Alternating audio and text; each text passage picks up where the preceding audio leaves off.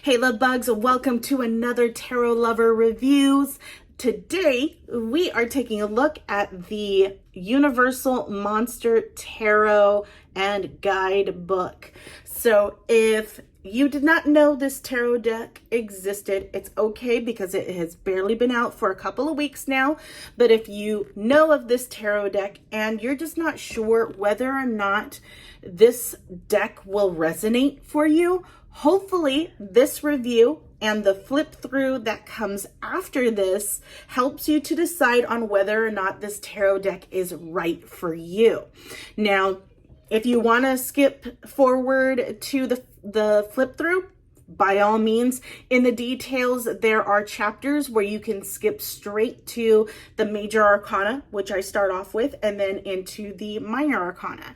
So feel free to do that. But in the meantime, we are going to review all things about this deck. We're going to talk about the packaging. We're going to talk about the cards, card stock, card size, texture of the cards, and the imagery. So if you are interested in learning all the little tidbits for this tarot deck, definitely stick it around. If not, that's totally fine. Head on over to the flip through. So without further ado, let's get into the box. So this is the packaging.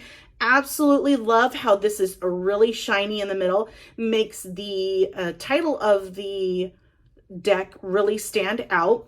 And then this is the sides.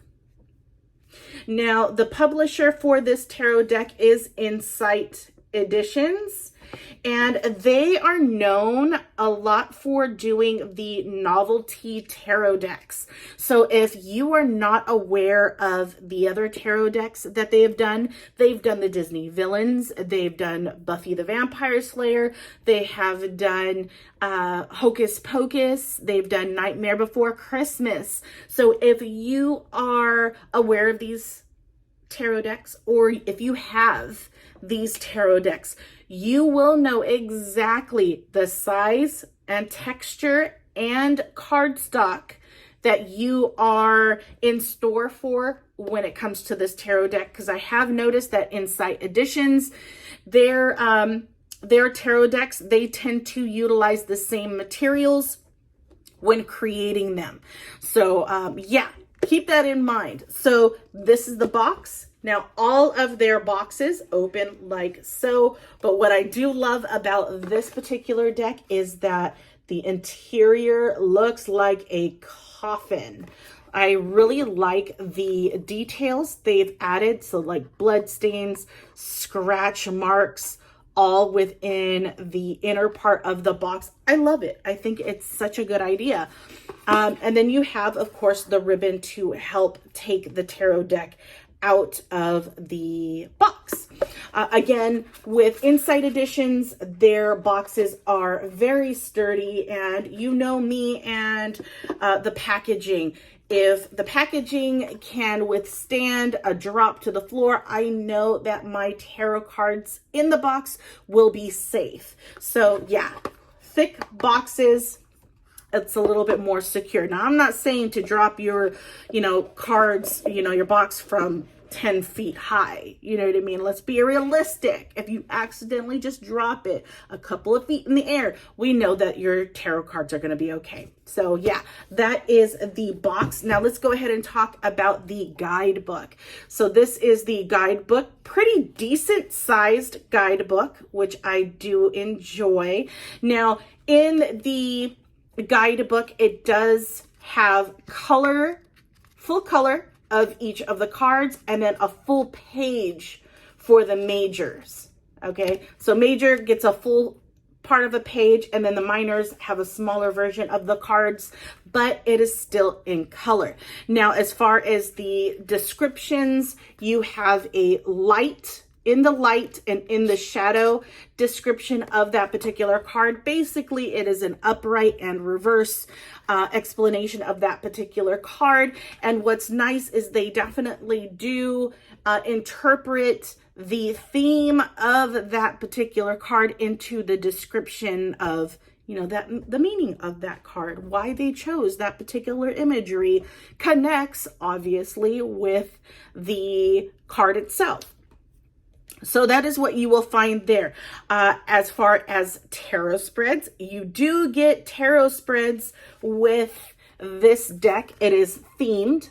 So you get themed tarot spreads with your tarot deck. And I appreciate that. I have noticed that with all of Insight Edition's tarot decks that they publish, they always include deck themed tarot spreads, and I love that. It adds a special connection, almost like a way to break the ice with your tarot deck by utilizing one of those tarot spreads at the end of the guidebook. So I really enjoy that. I really enjoy when the creators think about that, creating something more personable spread wise to the tarot deck that's being created for it. So again, absolutely love that. So that is the guidebook. Let's go ahead and talk about the cards. So the backs of the cards, again, if you have any of Insight Edition's other novelty tarot decks, you will know exactly the texture,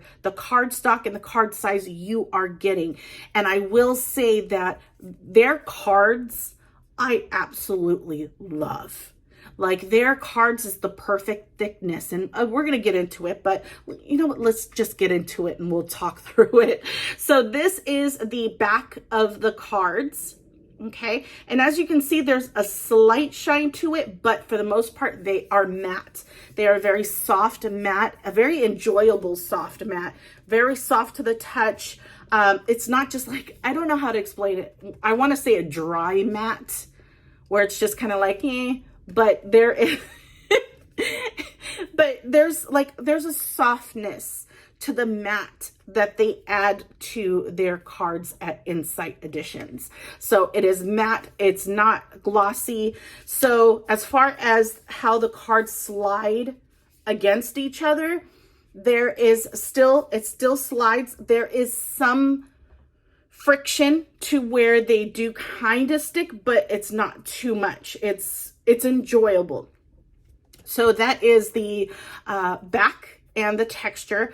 Cardstock. Cardstock is beautiful. It is a little bit down into the thicker side from the Goldilocks zone. And if you guys don't know what I am talking about, let me explain. I do this little C scale just to visually give you an idea of the cardstock that you could expect with this particular tarot deck. I don't have a way to tell you exactly what the thickness is of the cardstock. Some of them do say it, some of them don't.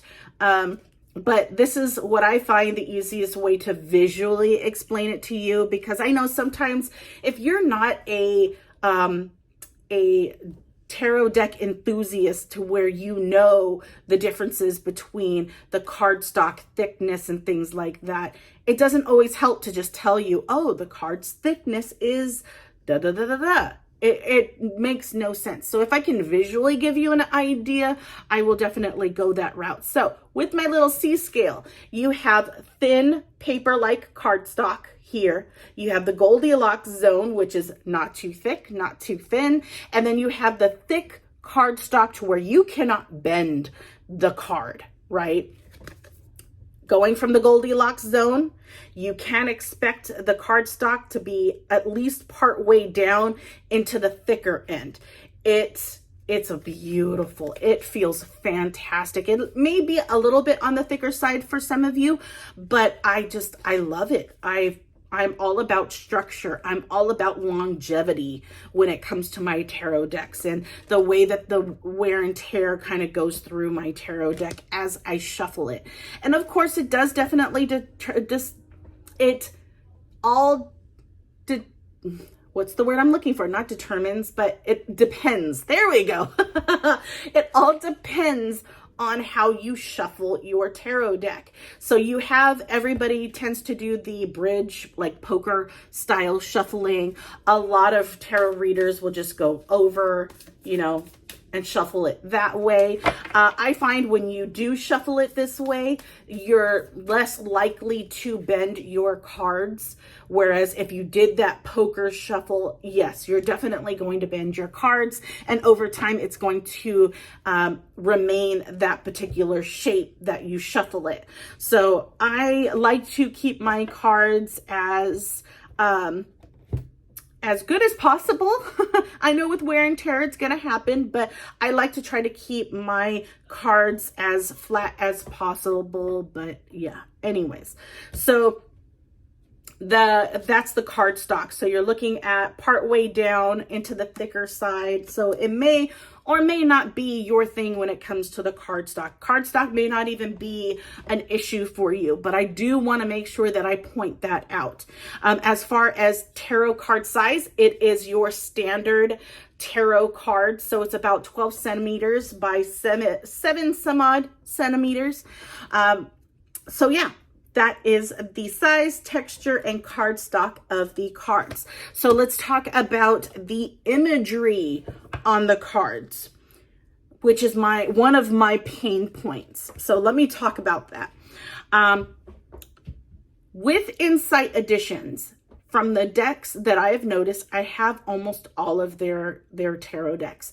I have noticed that they tend to lean more towards pip decks. Now, if you don't know what a pip deck is it's basically where the minor arcana do not tell a story individually. It just literally shows you whatever that number suit it is, that's how many of the suit symbols you see on that card. That is a pip deck. Whereas if you looked at a Rider-Waite-Smith deck for a minor arcana, you see a story within that one card. Okay, pip decks do not tell you a story with their minor arcana. And that is what I've noticed a lot with Insight Editions, is that they create mainly pip decks. Now, I don't know why they just mainly do pip decks. Maybe it's just a way to quickly get that tarot deck out into production. I don't know, but that is what I've noticed, and I wish they would move away from. I enjoy the stories within minor arcana cards. I really do. I feel like it just expands the reading in so many ways. Yes, you can still read a pip deck, but it just visually, I'm a very visual person. I'm a very visual learner. And I feel like when the cards can tell me a story, it just makes things click a lot easier for me. And I feel like for a querent, it helps them as well understand what it is that they're seeing when you're reading for them. Because I'm all about making sure that I include them in the reading so that they can see all the things that I see as I'm doing the reading for them. So that's one of my pain points, is that I'm disappointed that this Universal Monsters tarot deck is a pip deck. From what I have noticed, out of all of the Insight editions tarot decks that they've come out with, only one tarot deck has not been a pip deck, and that is the Buffy the Vampire Slayer. So I will be doing a review on that. Don't worry, be on the lookout for that video so you can take a look at it. But that is what this particular deck is. It's a pip deck. So with that being said, as far as naming conventions, when it comes to, when it comes to the cards and compared to an RWS naming convention. So Rider-Waite-Smith, they go based off of Pentacles, Cups, Swords, and Wands, and then you have your Major Arcana. This particular deck, and I've noticed again with Insight Editions, they do not go with the typical naming convention, especially for their minor arcana. Their majors, they do follow the same naming convention. Their minors, they do not. So it is a learning curve, especially if you are just learning tarot. purchasing any of these particular tarot decks might make it a little bit harder for you to learn tarot by utilizing one of these. But don't get me wrong, you can use any tarot deck that you resonate with, because if you resonate with a tarot deck, that's going to make learning a whole lot easier for you. You know, it makes no sense to, you know, use something that you don't resonate with, and it doesn't make it fun. You know what I mean? But keep in mind as well, because this does not follow the same Rider-Waite-Smith imagery and the everything's pip decks or pip cards, if you get a guidebook from a bookstore or a metaphysical store, they are it's not going to match with this deck, because it's going to mention imagery that is not present on your cards. So also keep that in mind. But no, you always have the guidebook to utilize and rely on. So it's not like you won't be able to read your cards. You just won't be able to utilize other books out there to help understand, you know, that particular card, because not everything matches image wise. Okay. Now, for the minor arcana and the suits and their naming conventions. So for Pentacles, it is called castles. For wands, you have candles. For swords, you have claws. And for cups, you have crypts. So keep that in mind. It does take a bit to kind of get used to what, you know, what it's representing. But for the most part, they try to keep it as close to what that item is anyways. So it doesn't take too long, but still, it's something that you have to kind of learn to get used to when utilizing this particular deck. So yeah, other than that, that's the only thing that I find as a pain point when it comes to this deck, is that it's a pip deck. Other than that, everything is gorgeous. Everything takes you back to the times where you were watching, you know, the creature from the Black Lagoon. Yeah. The Mummy, Frankenstein, like Dracula. It takes you back. Right? So, well, if you were not born during this time, let's not think about that. Okay, let's not dwell. But other than that, guys, that is the review on this deck.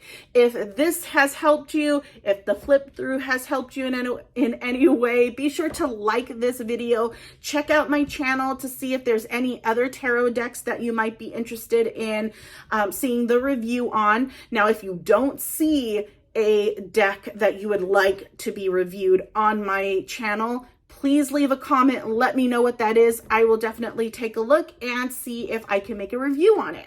But yeah, without further ado, enjoy the flip through, and I will talk to you guys later. Bye, guys.